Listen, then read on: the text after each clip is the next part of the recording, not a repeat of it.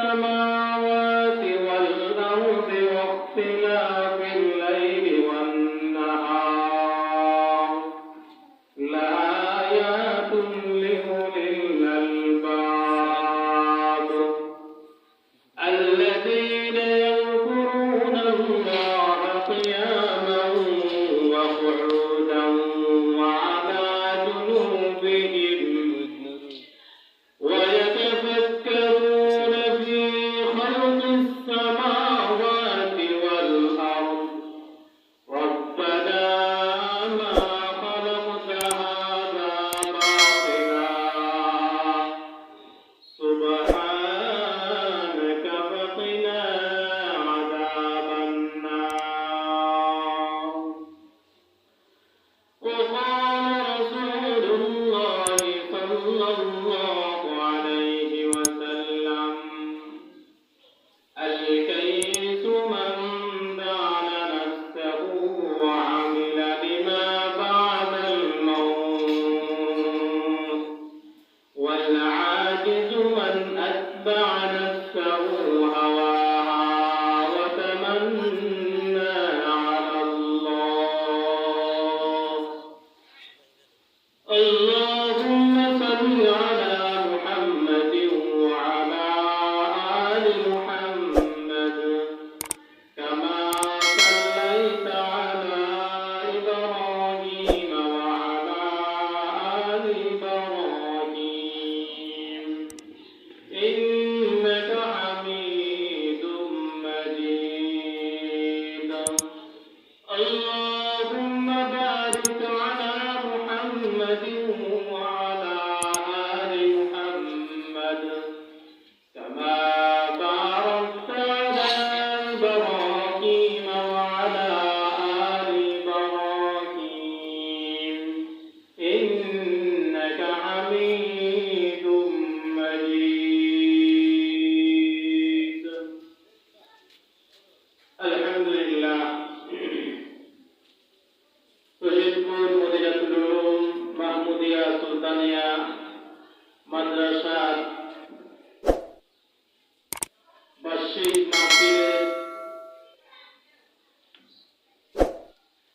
আগত দিনদার মুসলমান ভাইয়েরা, বিভিন্ন অঞ্চল থেকে আসা আমার প্রাণপ্রিয় ছাত্র ভাইয়েরা, মাইকের আওয়াজ যতটুকু যায় তার ভিতরে পৌঁছানো সেই মা বোনেরা, আল্লাহ রাব্বুল আলামিনের দরবারে লাখ কোটি শুকরিয়া, যিনি আমাদেরকে অত্যন্ত দয়া করে, মায়া করে, মেহেরবানি করে এই ফিতনা ফাসাদের যুগে দুনিয়া সমস্ত ঝামেলা মুক্ত করে আজকের রশিদপুরের বার্ষিক মাহফিলের প্রথম অধিবেশনে আল্লাহ তাআলা আমাদেরকে কোরআন এবং হাদিস থেকে কিছু কথা বলা এবং শোনার তৌফিক দান করেছেন। এই জন্য অন্তরের অন্তঃস্থল থেকে শুকরিয়া আদায় করি আলহামদুলিল্লাহ।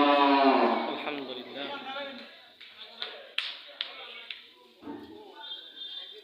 সবচেয়ে বড় শুকরিয়া হলো আল্লাহ তাআলার ঘোষণা অনুসারে যদি কেউ জ্ঞানী হতে পারে এবং জনাব রাসূলুল্লাহ সাল্লাল্লাহু আলাইহি ওয়াসাল্লামের বাণী অনুসারে যদি কেউ জ্ঞানী হতে পারে, বুদ্ধিমান হতে পারে, এই জন্য আমি সূরা আলে ইমরান থেকে দুইটা আয়াত তেলাওয়াত করেছি। রাসূলুল্লাহ সাল্লাল্লাহু আলাইহি ওয়াসাল্লামের অসংখ্য হাদিস ভান্ডার থেকে ছোট্ট একটি হাদিস আপনাদের সামনে পেশ করেছি। কুরআন এবং হাদিস থেকে দুই চারটা কথা বলার চেষ্টা করব। আমরা তাওফীক ইল্লা বিল্লাহ। আল্লাহ রাব্বুল আলামিন এই আয়াতের ভিতরে মানুষদেরকে জ্ঞানী হওয়ার দিকে ইঙ্গিত করেছেন। আল্লাহ রাব্বুল আলামিন বলেছেন, ইন্না ফী খালকিস সামাওয়াতি ওয়াল আরদ ওয়া ইখতিলাফিল লাইলি ওয়ান নাহার লাআয়াতিন লিউলিল আলবাব। ইন্না ফী খালকিস সামাওয়াতি ওয়াল আরদ, নিশ্চয় আল্লাহ রাব্বুল আলামিন জমিন এবং আসমানের সৃষ্টিকারী। সাথে সাথে আল্লাহ রাব্বুল আলামিন এই আসমান এবং জমিনের পরিবর্তনশীল, ওয়াক্তিলাফিল লাইলি ওয়ান নাহার, দিবা রাত্রি পরিবর্তন আল্লাহ রাব্বুল আলামিন করেন।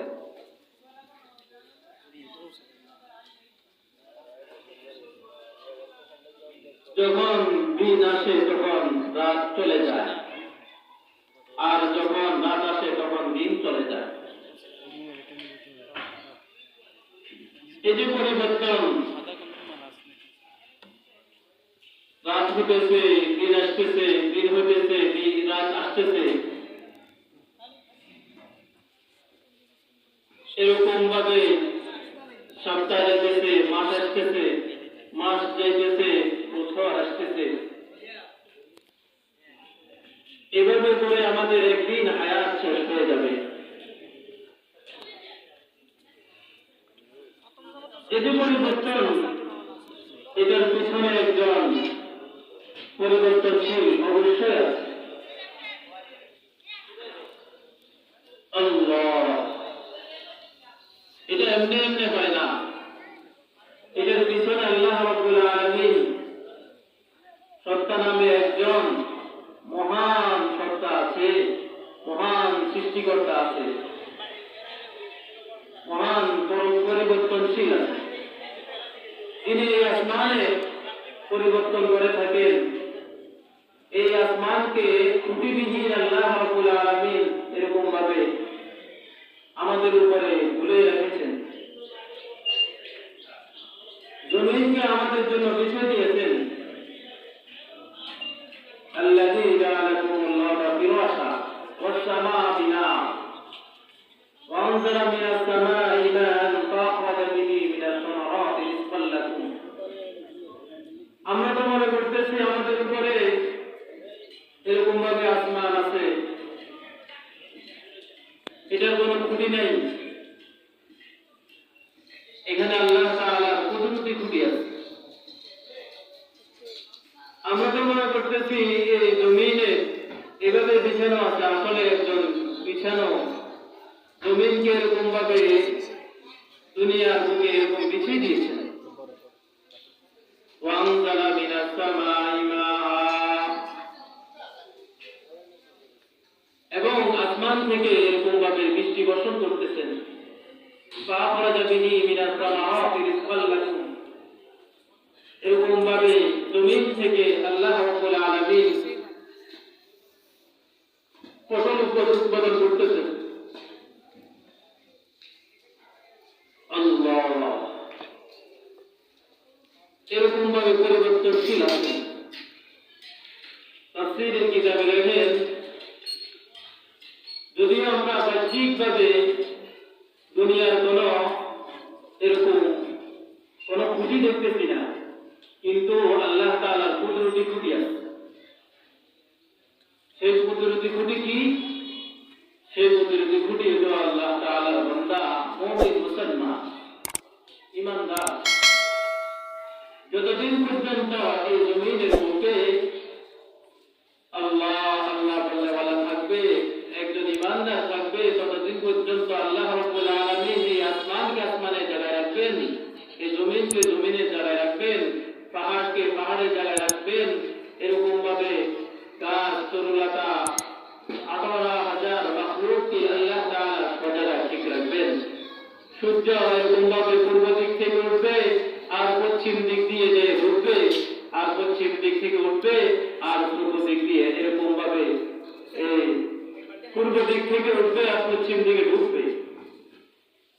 আর যদি এই ঈমানদার না থাকে তাহলে আল্লাহ রাব্বুল আলামিন এই আসমানকে আসমানে জায়গা রাখবেন না, জমিনকে জমিনে জায়গা রাখবেন না, এরকম ভাবে পাহাড়কে পাহাড়ের জায়গায় থাকবে না, এরকম তরুলতা গাছপালা কিছুই এই দুনিয়ার বুকে এরকম ভাবে আপন অবস্থায় থাকবে না।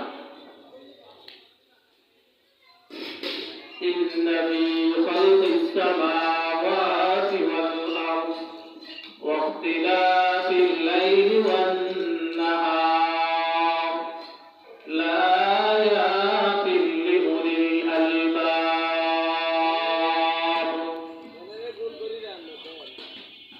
আল্লাহ রাব্বুল আলামিন বলতেছেন, ছেলের করে বলতেছেন, কুল আরাআইতুম ইন জাআলাল্লাহু আলাইকুমুল লাইলা সারমাদান ইলা ইয়াউমিল কিয়ামাহ মান ইলাহুন গায়রুল্লাহ। তোমাদের কল্পনা আছে যদি আমি রাত্রকে এরকম দীর্ঘায়িত করে দিই কিয়ামত পর্যন্ত শুধু রাত্রেই থাকবে, যে কল্পনা আছে কার ক্ষমতা আছে সে আবার এই রাত্রকে দিনে পরিণত করবে। এর পরবর্তীতে আল্লাহ রাব্বুল আলামিন বলতেছেন, কুল আরাআইতুম ইন জাআলাল্লাহু আলাইকুমুন নাহারা সারমাদান ইলা ইয়াউমিল কিয়ামাহ মান ইলাহুন গায়রুল্লাহ। যদি আমি দিনকে এরকম ভাবে দীর্ঘায়িত করে দিই তাহলে তোমাদের কল্পনা আছে যে আবার এই দিনকে রাতে পরিণত করবে। অর্থাৎ কোন খোদা নাই এক আল্লাহ তাআলা ছাড়া। রাত্রকে দিন করেন আল্লাহ তাআলাই, আবার দিনকে রাত্রে পরিণত করেন আল্লাহ তাআলাই।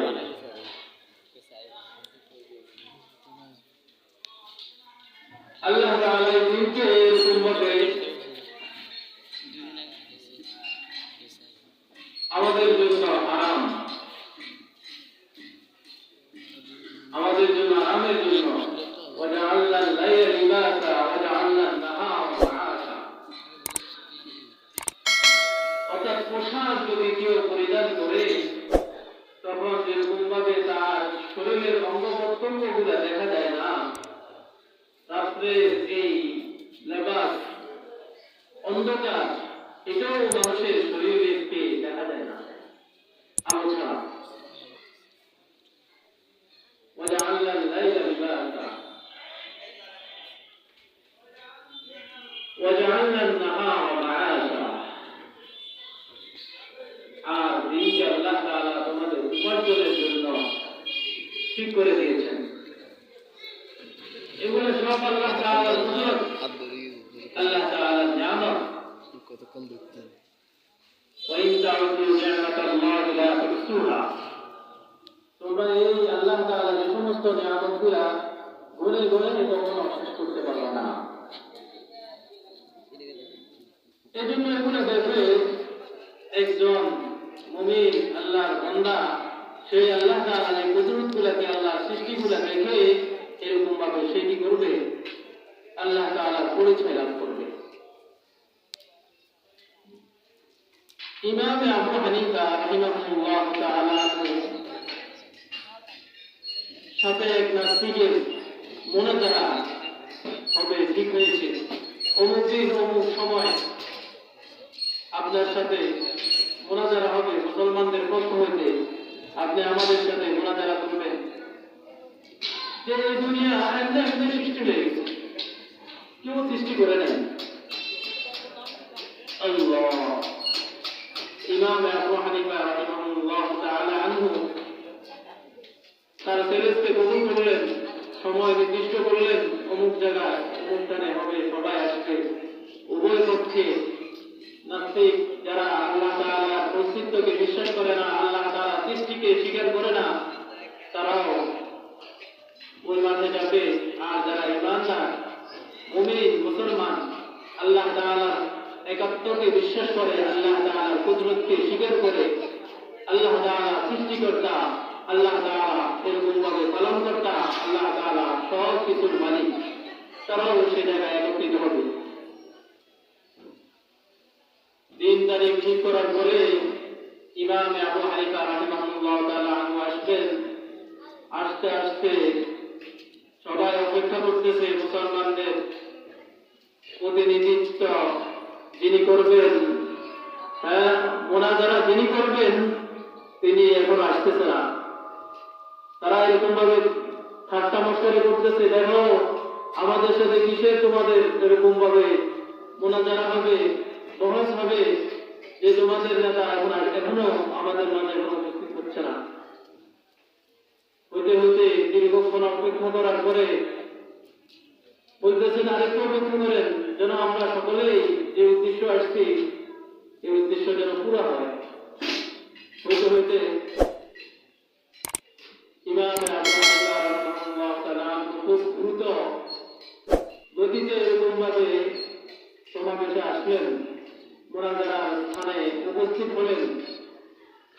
আসার সাথে সাথে এরকম ভাবে নাস্তিকদের পক্ষ থেকে বললেন যে তুমি আমাদের সাথে কিসের মোনাজারা করবা, তুমি সময়টাও ঠিক রাখো নাই, এরকম হলে কি মোনাজারা করা যায়?